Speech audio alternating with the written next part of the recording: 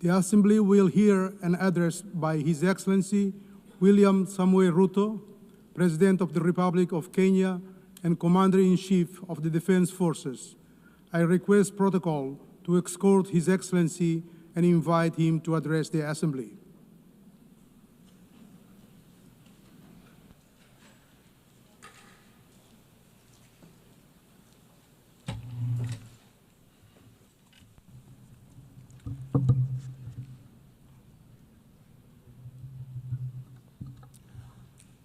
Madam President, the President of the 88th session of the UN General Assembly, Madam Annalena Baerbock, Secretary General of the United Nations, Antonio Guterres, Excellencies, Heads of State and Government, distinguished delegates, ladies and gentlemen. I congratulate you, Madam President, on your election to preside over the 80th session of the UN General Assembly. Madam President, you can count on Kenya's full support throughout your tenure as you steer the Assembly into the future. Ladies and gentlemen, 8 years ago, in the aftermath of the unprecedented global destruction and devastating war, the international community came together in hope. They created this organization, the United Nations, as a shield against the horrors of war, as a platform for dialogue, and as a bridge to a better, fairer, more secure global community. What is often forgotten or not mentioned today is that the United Nations grew out of the failure of the League of Nations that existed between 1919 and 1945. The League of Nations did not collapse for lack of good intentions or noble objectives. Formed at the end of the First World War and as part of the Treaty of Versailles, it was humanity's first attempt to build a permanent international organization to stop aggression and war and bring nations together. Its ambitions were to achieve collective global security, disarmament, peaceful dispute resolution, and cooperation on humanitarian and social issues. Despite these ideals, the League of Nations failed. The United States never joined, other great powers came and went, and without enforcement authority, its condemnation carried little weight.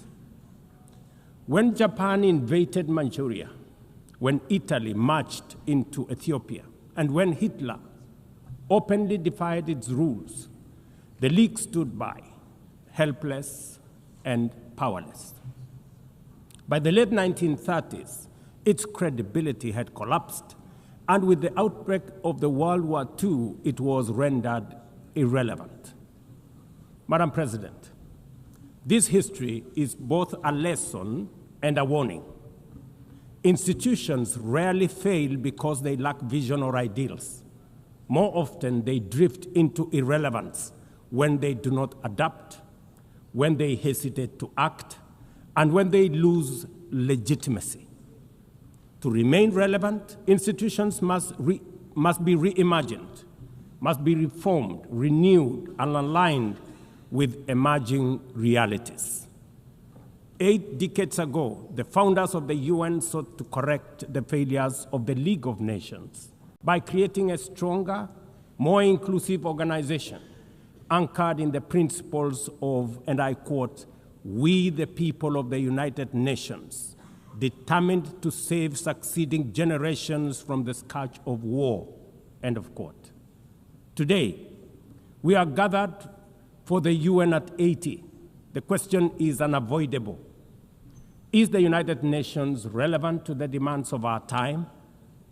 Can it continue to serve humanity in the face of current realities?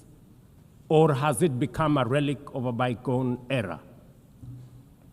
Madam President, Excellencies, we meet against a grim global backdrop. Conflict rages in Eastern Europe, the Middle East, the Sahel, the Horn of Africa, and beyond. Climate disasters grow fiercer by the day. Inequality deepens, pandemics loom, and technological disruptions outpaces governance. Instead of trust, mistrust is spreading. Instead of solidarity, fragmentation is taking root. In place of hope, anxiety fills our global community. We are living, to borrow from the words of the founders of this institution, not in larger freedom, but in growing uncertainty. At this moment of turbulence, when we most need a strong United Nations, the organization faces its deepest crisis in credibility and capacity. Funding cuts have paralyzed its operations. Bureaucracy has slowed its response. The Security Council remains frozen in the post-war structures of 1945, unable to act inclusively, with fairness, and with speed. Ladies and gentlemen, I can, however, state with absolute conviction that the United Nations has been one of humanity's greatest achievements. For 8 decades, it has held back the specter of global war, calmed conflicts from Cambodia to Liberia, and stood guard in some of the world's most dangerous places through the courage of its peacemakers and peacekeepers. Few institutions in humanity's history can claim such a legacy. The United Nations has stood at the front lines of humanitarian crisis, from famine relief in the Horn of Africa to emergency shelter for millions of Syrian and Ukrainian refugees. It was at the forefront in the eradication of smallpox, coordinated global responses to HIV and AIDS, Ebola, and COVID-19, and continues to champion universal vaccination. Its agencies have advanced women's rights, protected children, safeguarded refugees, and set global norms on everything from disarmament to climate action. The UN Sustainable Development Goals remain a shared blueprint for human progress.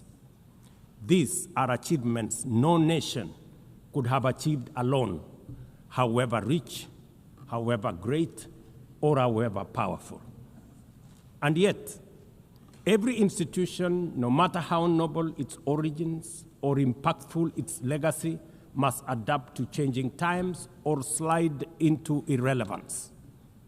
Today, the United Nations stands at a crossroads of renewal on one hand or decay on another.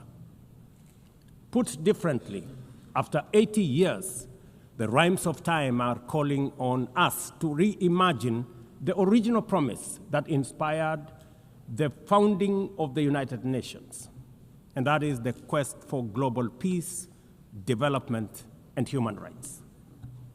But this call must now be answered in a global context that is profoundly different from the post-war era in which the UN was conceived then.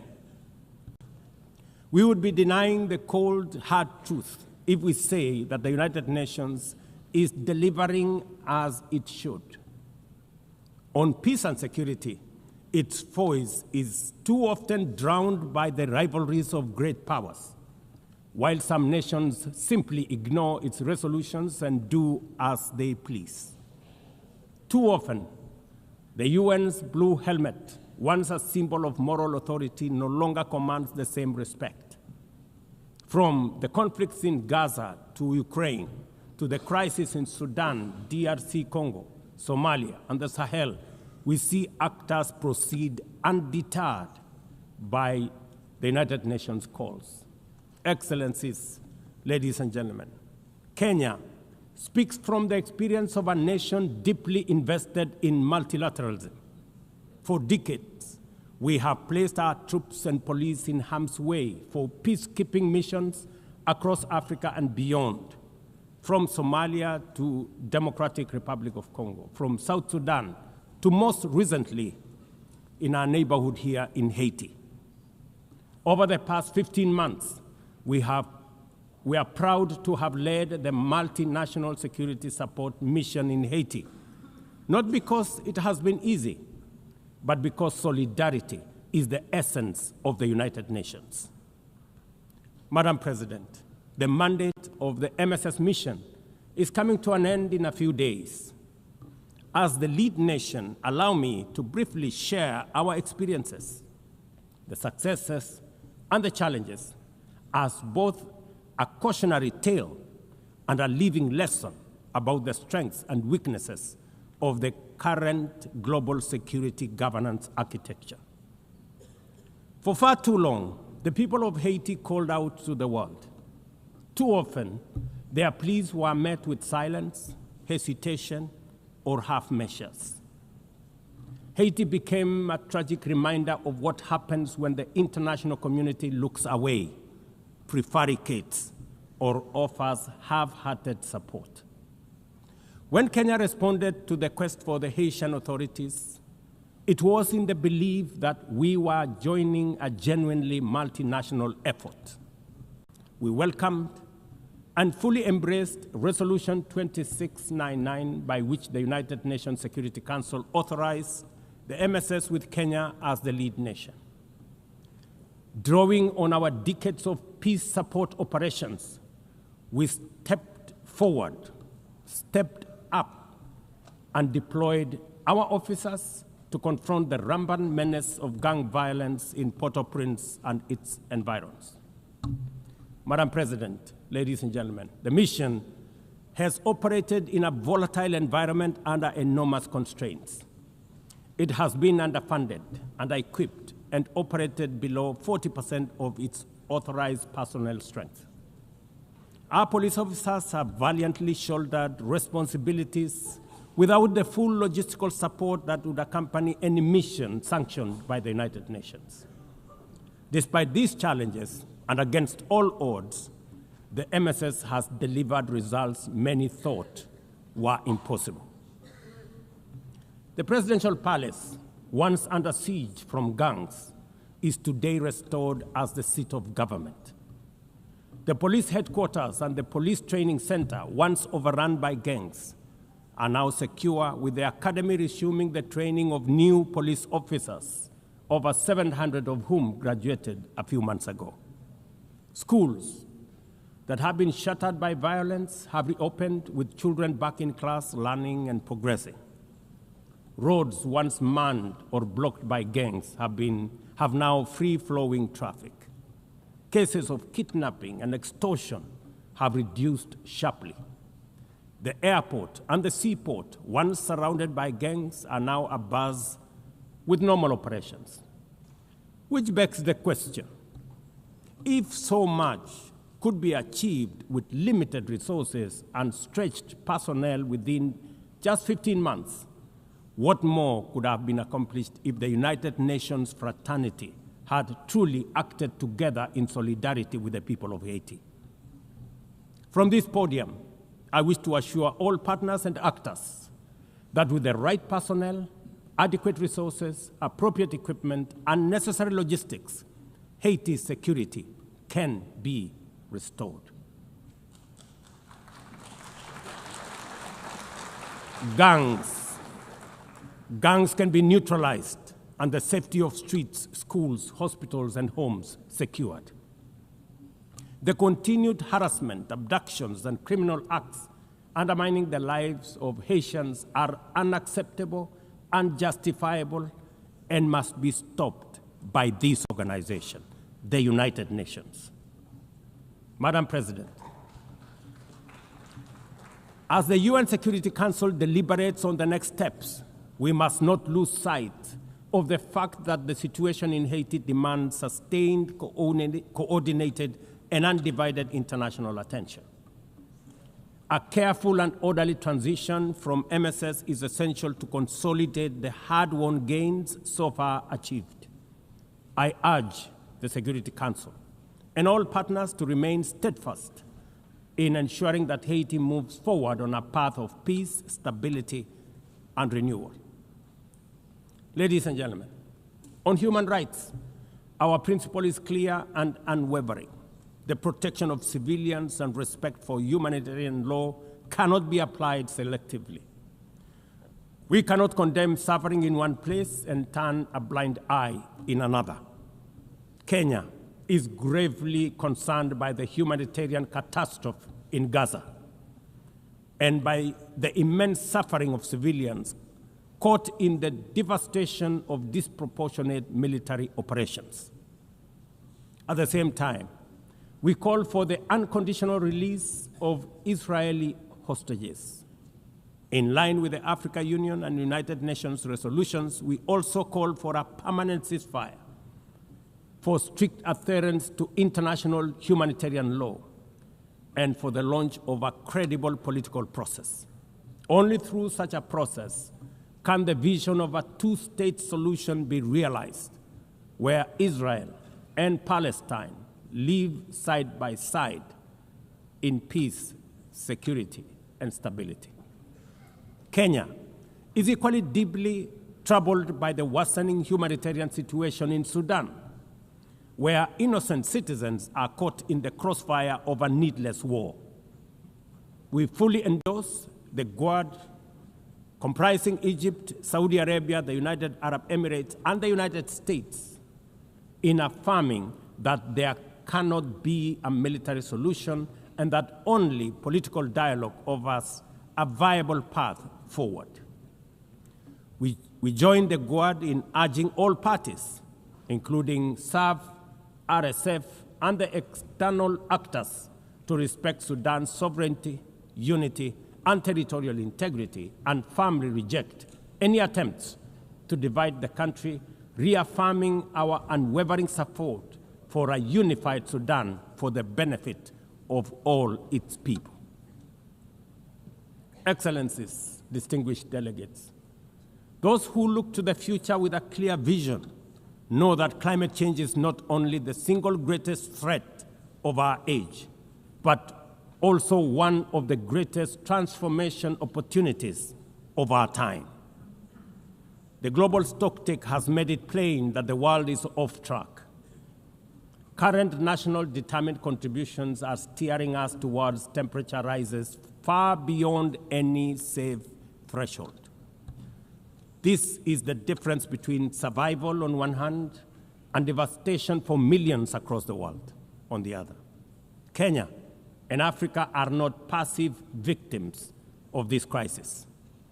We are taking bold steps showing that climate action is not only possible, but can also be the foundation for inclusive growth. We are building a climate-resilient society by embedding adaptation into every sector, from agriculture and energy to infrastructure and livelihoods, to sustainable mining and artificial intelligence. This ambition is visible on the ground. Today, 93% of Kenya's electricity comes from renewable sources: geothermal, wind, solar, and hydro.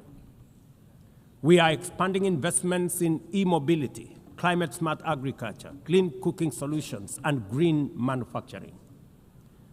We are also pioneering nature-compatible solutions such as sustainable waste management and circular economy interventions. Africa, too, is uniting its voice. In 2023, in Nairobi, we hosted the inaugural Africa Climate Summit, where the continent adopted the Nairobi Declaration on Climate Action and Call to Action. Just 2 weeks ago, in Addis Ababa, Africa came together once more at the second Africa Climate Summit to reaffirm our commitment and strengthen our ambition for climate-positive growth. We declared Africa not just as a victim of the crisis, but as a source of solutions, with climate action driving economic growth, transformation, and job creation for our communities. Ambition, ladies and gentlemen, cannot stand on willpower alone. Implementing our new NDCs will require $56 billion. That is why we call on the global community to unlock the $300 billion agreed at Baku, and to accelerate negotiations towards the new $1.3 trillion goal under the Baku-Belém roadmap. Without affordable finance and without reform of the international financial architecture, the promise of climate action in Africa will remain constrained. Madam President, in the aftermath of World War II, the Bretton Woods institutions were created to stabilize the global economy and rebuild war-torn Europe. At that time, their design reflected the power and interest of the victorious nations, who were also their primary shareholders and beneficiaries. The IMF was tasked with upholding the gold standard exchange rate system, while the World Bank was established to finance Europe's reconstruction. Both have since evolved into development finance institutions, but their structures, decision-making, and governance remains dominated by wealthy nations. Today, the global context is vastly different. The global standard collapsed 5 decades ago, and Europe has long since been rebuilt. Yet, the governance of these institutions has not kept pace with needs of a multipolar world, especially the needs of poor and developing nations. The mismatch between shareholders and stakeholders has become starkly visible. For instance, during the IMF's recent allocation of special drawing rights, 64% went to wealthy nations. Just imagine, 64%. With little need for liquidity support. They didn't need the money anyway, but they got 64%. While the poorer countries received just 2.4%. What a disconnect. The imbalance highlights how the very institutions meant to safeguard global finance stability often perpetuate inequality and instability. I have argued, and I say it again, that the current global financial architecture punishes poor countries with high interest rates and enormous conditionalities while rewarding rich nations with lower interest rates and softer lending rates. Its rules, priorities, and allocation mechanisms consistently favor those already prosperous, while trapping vulnerable economies in cycles of debt, high borrowing costs, and inadequate access to emergency support and concessional funding. It is imperative to transform these institutions into genuinely independent, apolitical global bodies that their operations are aligned with their global mandate. Such a shift would democratize decision-making, restore credibility, and allow the IMF and the World Bank to serve all countries fairly rather than reinforcing old hierarchies. But Africa is not merely waiting for external prescriptions. We are taking bold and deliberate steps to strengthen our financial independence, safeguard our stability, and accelerate our development. Kenya, for instance, fully endorses the establishment of the Alliance of African Multilateral Financial Institutions, launched with the Africa Union in February 2024. This alliance brings together our homegrown banks, Afrexim Bank, the Africa Finance Corporation, the Trade and Development Bank, Shelter Africa Re, Africa Development Bank, Africa Trade and Investment Development Insurance, and ZEPRI, institutions that embody Africa's determination to mobilize resources, finance trade, and build resilience on our own terms.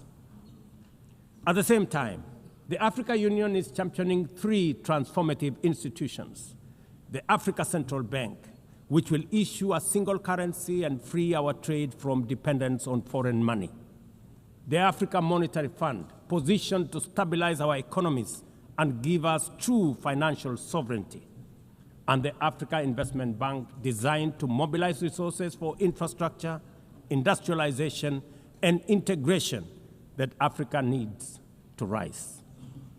And to complete this vision, the Africa Credit Rating Agency, one that understands our realities, values our uniqueness, and tells our story with fairness and truth, has already been established.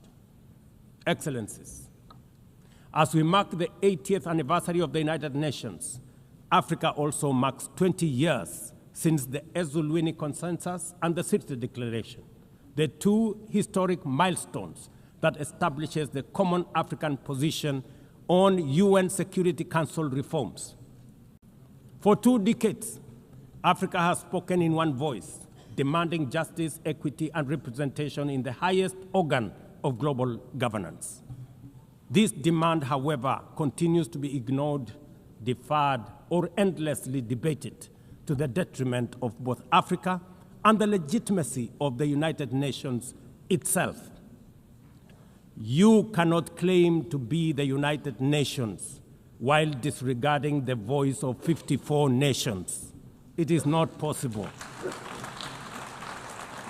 Africa is no longer willing to wait on the margins of global governance while decisions about peace, security, and development are made without our understanding, without our perspectives, and without our voice.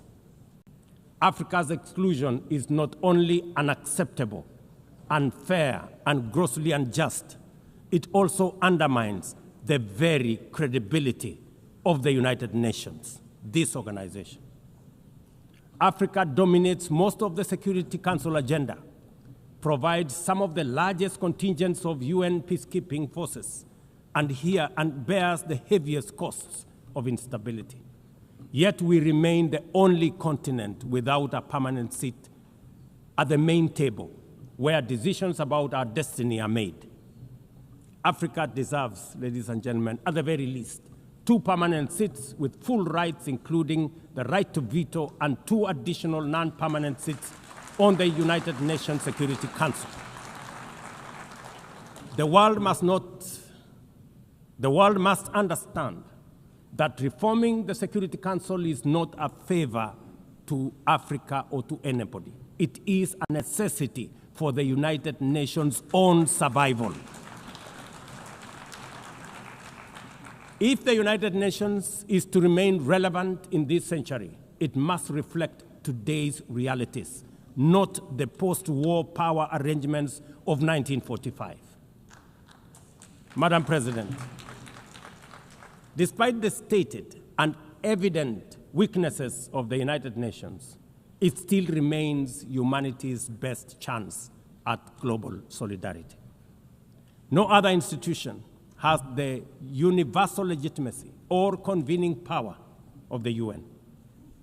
From coordinating humanitarian relief in times of war and disaster, to mobilizing the global response to COVID-19, to driving consensus on climate change through the Paris Agreement, the UN has consistently shown that the world can achieve together what no nation can accomplish on its own, however mighty or great or powerful.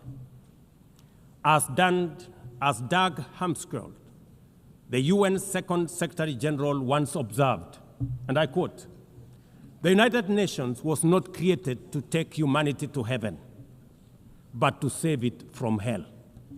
End of quote. That mission is as urgent today as it was 8 decades ago. At a time when conflicts are multiplying, when climate change threatens every economy, and when inequality is widening, the need for a functioning, credible, effective, and a multilateral system has never been greater. It is through the UN that nations have pooled resources to vaccinate billions of children, to protect refugees from through the work of the UNHCR, and to keep the peace in more than 70 missions across the world.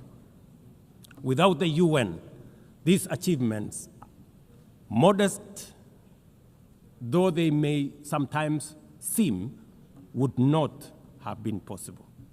That is why we must resist the temptation to give up on the UN or abandon it. We must make it fit for purpose, reform its structures, strengthen its mandate, and ensure its decisions reflect today's realities rather than the geopolitical map of a bygone era.